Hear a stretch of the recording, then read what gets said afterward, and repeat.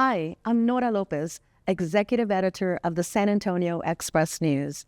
Our guest today is Rico Torres, one of the founding chefs and co-owner of Mixtli, the first restaurant in San Antonio to receive a Michelin Star. The honor is considered one of the highest achievements a restaurant can earn in the culinary world and puts both Mixtli and San Antonio in the coveted Michelin Guide.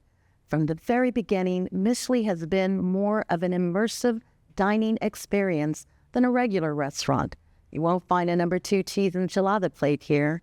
The name Mixtli means cloud in the Aztec language Nahuatl, and that concept helped create their ever-changing menu, literally floating over a different culinary region and time period in Mexico's history. And the results have been a gastronomical success.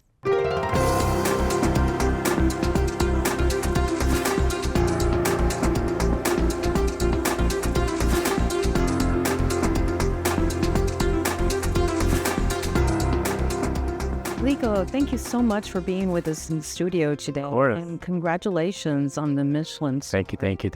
But let's start at the beginning. Let's hear your origin story. Where did this love for food, for cooking, when was it born? It sounds a little cliche, but it starts in my grandma's kitchen, of course, my abuelita Lola. And it wasn't so much that what she was making, but it was this magic that she was creating. It's such a big family, and to get everybody together on the weekends is difficult as it is. But when abuelita was cooking, that's when the magic really starts. And then everybody would gather, and it would be these big family reunions on a weekly basis. And that's really where that love started. And then, later on, I've always considered myself an artist. I love painting and art, and whether it's movies or whatever we're doing. But it was a natural transition to go from that to the kitchen, where I get to experiment with ingredients and play beautifully and all of that. And what was your favorite dish that your abuelita made for you? For me, I liked a tortilla with rajas, the chile. We lived in El Paso, so hatch chile was everywhere. And that with salt and maybe a little queso Oaxaca. That's it. Really good. Yeah. It sounds like something I might fix late at night. Yeah. I'm just a little hungry. Just need a little fix, and it's just chile and cheese and a tortilla. Simple. Okay, so let's get to the good stuff. I'm dying to hear how you curate your menu, where the name came from, because it's spelled Mixtli, but it's pronounced Mixtli. So tell us what inspired the name. Yeah. So the name Mixtli means cloud in Nahuatl. Nahuatl is a language spoken throughout the Aztec Empire. And so in the way that clouds travel, the menu travels, state to state, region to region, sometimes back in time, as we're doing with this menu, La Conquista, where we travel back to 1519 and follow the Spanish as they cross through Mexico and then the consequent fall of the Aztec Empire. The theme of the restaurant, basically, we change our menus out every 3 months to put a laser focus on these stories. We're about 200 miles from the closest border, and oftentimes it's a diluted version of Tex-Mex, but that's a whole other conversation altogether. But we really wanted to just be able to tell these stories of Mexico.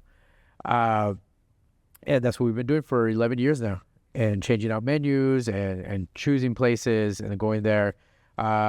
The menus, it takes a lot of research. Sometimes we might be researching without even knowing that we're going to do a menu, but already doing research for following menus. And, it always kind of falls into what's the season? Is it going to be warm? Should we go somewhere on the coast where we can do things like ceviches and aguachiles and fresher ingredients? Is it going to be closer to Christmas? And maybe we'll focus on a place like Michoacan or Puebla, which have these beautiful celebrations, and so on and on. It kind of goes through that. Now, your first restaurant, it first opened as a renovated railroad car. Correct. Sat 12 people. You had a big sort of communal table, strangers sitting with one another, enjoying this experience, because that is what your restaurant offers. It's a unique dining experience. It's a fixed meal. You've already said it. You pay a fixed price, so you're not ordering a la carte.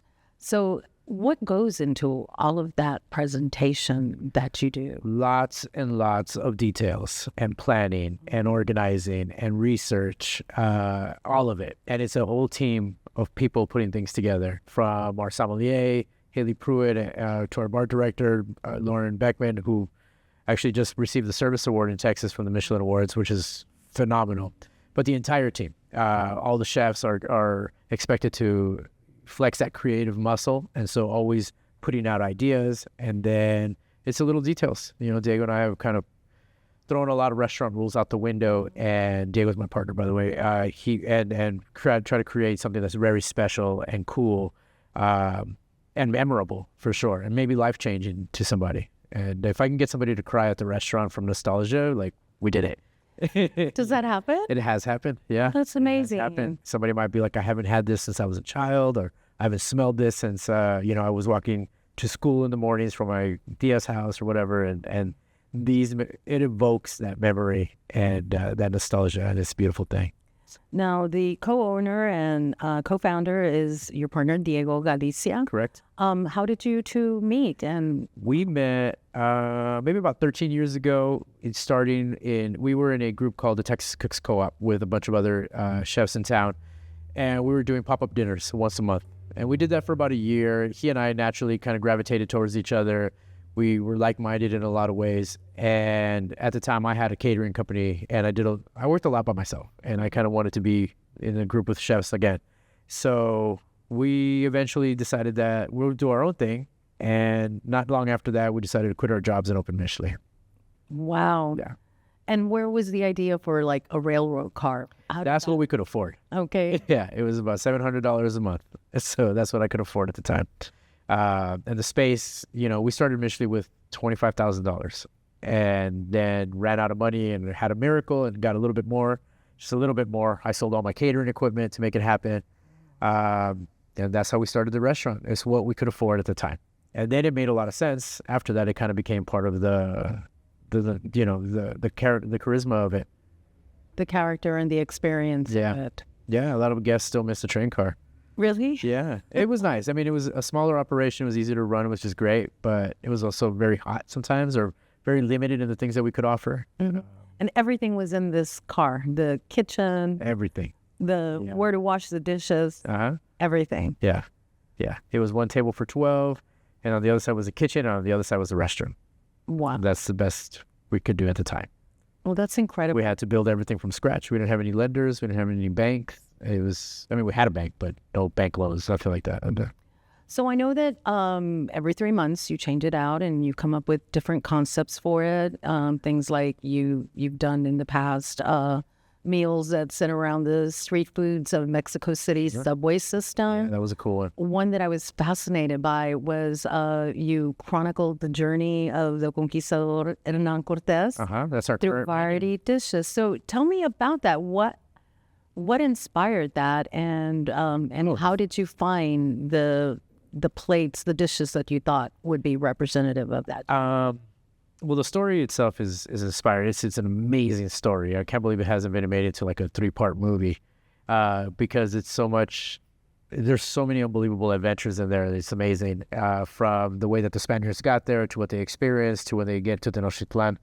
That has been probably the longest menu that we've had to research. The first time we did it was about a year, and then another, and onwards after that. We did this menu about 7 years ago. It was a completely different menu, but the same theme, and that took a long time to research. And we've built on that research ever since. So leading up to it, we were a little more prepared, but it's still very in-depth. And how are you going to take such a big story and consolidate it into 8 courses?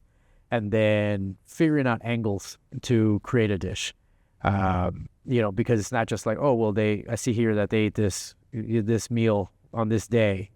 It's more about what ingredients were available. How does this translate into a story? How can we elevate it and keep, honor its origins at the same time? All of that goes into play, into creating and researching. So tell me, like, one of the dishes that's a part of the current lineup. What? Well, we'll finish off with a mole.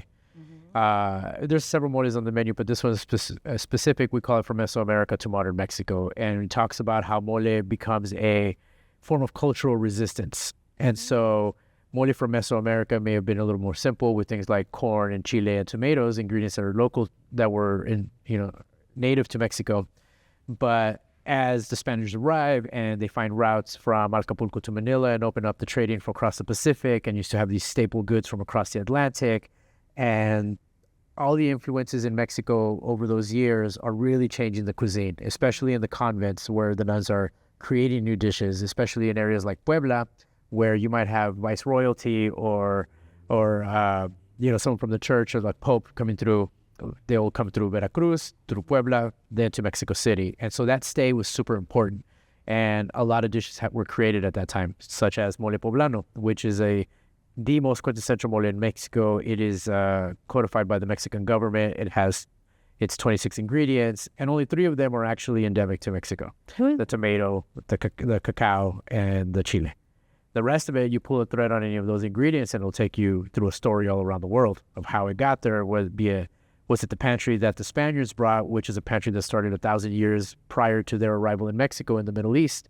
And just on and on. It just carries you all around the world. So it's very interesting how Mexico is in a lot of ways the last leg of human globalization, because and how it ties to the rest of the world, and how it's a global pantry not a global, but it's a agricultural cradle to the world. They've discovered cacao, vanilla, chiles, tomatoes, and on of ingredients that have changed everything. Now, I know you've made use of the UTSA library. They have a huge selection of Mexican cookbooks, some of them handwritten. Yeah. Tell me about that. Yeah. So first of all, kudos to the team that curates this collection. UTSA Libraries has a special collections department, and in that department they have their Mexican cookbook collection, and it's a volume. It has about 3,000 different volumes in it, dating back to 1789. So the first ones are manuscripts or diaries, or I think the very first one is a menu of about 79 ingredients or 73 ingredients, items that are going to be for a wedding, like a 5-day wedding. And in Mexico, weddings are long because parties are long. And so it just starts off that way into published works and all the women, the authors that wrote it. The collection really speaks to the history of Mexico as well, and who was writing that history, and for who were they writing, and who was left out of that identity. And a lot of it really culminates around that time of when Mexico is gaining its independence and really trying to create its own identity. And so that introduction of things like tequila and mariachis and tacos and moles are very much the Mexican identity were really getting cemented during that time. So it's fun to interact and see those things and read in between the lines and see, and you pick out little snippets of history. And so if you're like a history nerd like myself, I kind of geek out on those things. So it sounds like you do enjoy going back and reading things. That's wonderful. Okay, so then there's also the whole issue of the presentation, that this isn't just, you're not just sitting down. It's a whole storytelling opportunity, you've said. How do you come up with these ideas? Because I understand, like, sometimes you will present the food underneath a dome plate filled with smoke, or sometimes on top of, dry ice block. Where do these ideas come from, and how do they play into what you're trying to? From a necessity, these ideas will come in from a necessity of wanting to stay ahead of the curve, from wanting to give the most memorable experience. We want you to fall in love with everything before you even taste it. And so your eyes are already devouring this presentation, and that kind of already starts to transport you. And so that necessity and desire to do cool things for cool people is just always, present in the research and in the facilitating of these details. And response from people who show up, is it generally positive? Do you ever get somebody who says, don't you have something else that's more Tex-Mex? Yes to both. Everybody, we have very positive responses. We spend a lot of time tasting and trying it ourselves, having the menu ourselves. And we've kind of become very good curators of that situation. And we've had a run-of-the-mill, somebody come and ask for the salsa, like, where are the chips and salsa on the table? I was like, well, it's not that type of restaurant. You think they would have read about it before they showed up. Yeah, but it's okay. We'll teach them. We'll tell them when they get there, But the idea is to really give somebody a very special evening. And it really starts from the moment that they walk in the door. Tell me about some of the ingredients you use, because you use a lot of the traditional things. Obviously, corn for the tortillas. You do some things that are very old school, roasting and grinding the cacao for the hot chocolate and all of that. So what goes into selecting the ingredients and the spices that you use? And tell us about one or two that you particularly like to use and why.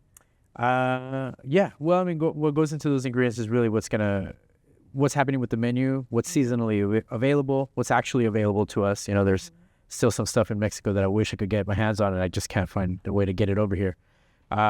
You like really special ingredients from Yucatan or something. But some of my favorite ingredients, of course, hoja santa, which is something that Dr. Ellen Clark gave me. I don't know if anybody knows who she is, but yeah, she's an author and a professor. She gave me my first 4 plants of hoja santa 10 years ago. And they've grown in my yard and in the business for years, and they kind of move around the garden.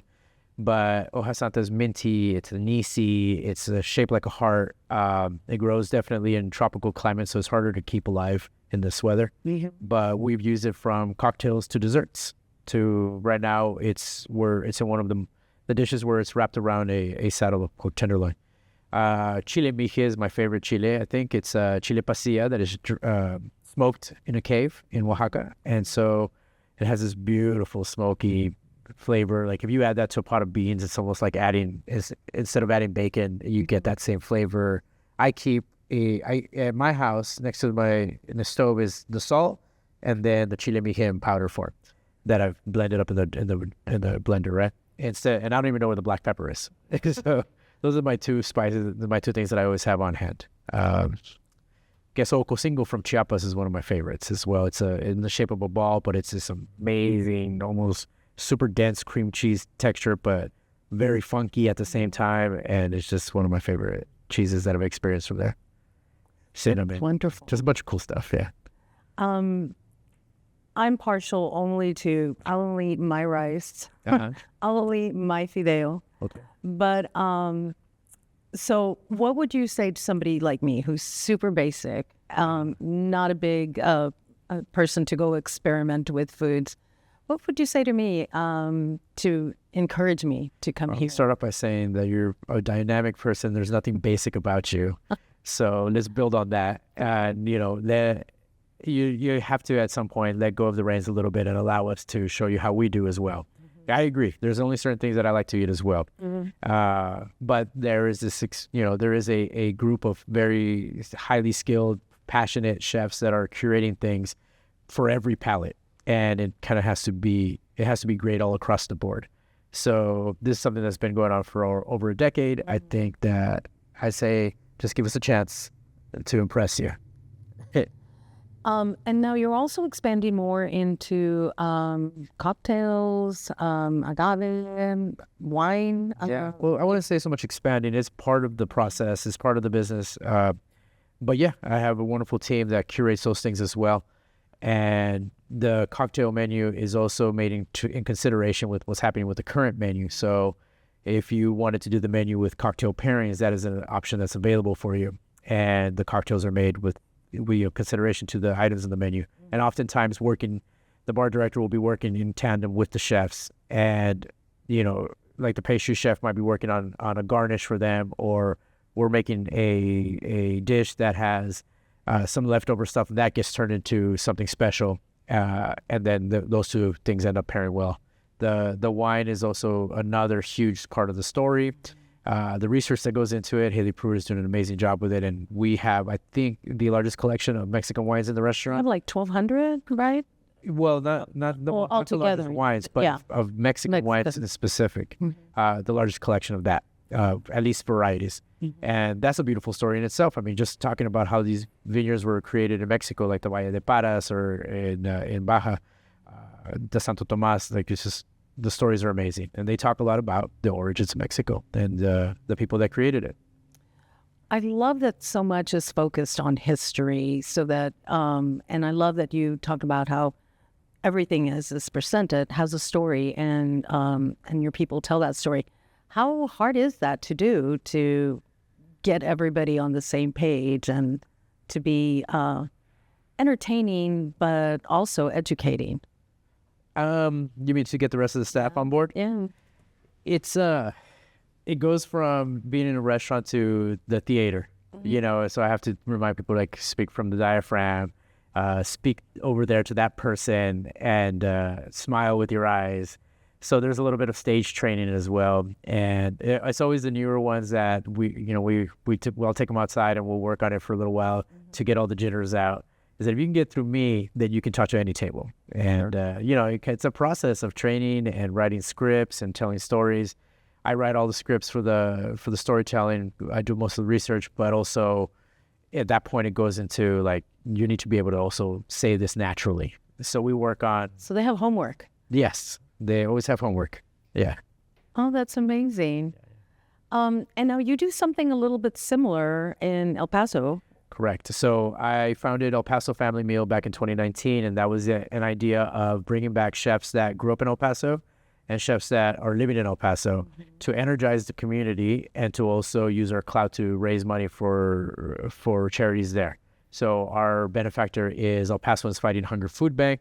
And we're on our eighth dinner so far, or event, and the energy is big when you go back to El Paso, and it's like, hey, we're bringing these chefs, and these chefs from El Paso are going to be involved. It's huge, and it's not just at home. El Paso is everywhere. So one of my favorites was the one that we did in Jamestown, Rhode Island, on the beach, and under the pavilion in the middle of a storm, and so we were able to put some of the walls down, but it was 200 people sold out for supporting El Paso. People that maybe they had never even been to El Paso but love this idea, and so it travels, and it's been a really amazing to be part of that and to lift up the community in El Paso as well from remote. Really, yeah. The newspaper has been writing about your restaurant, from the get-go when it opened in 2013, and you have been a darling of the foodies for a long while.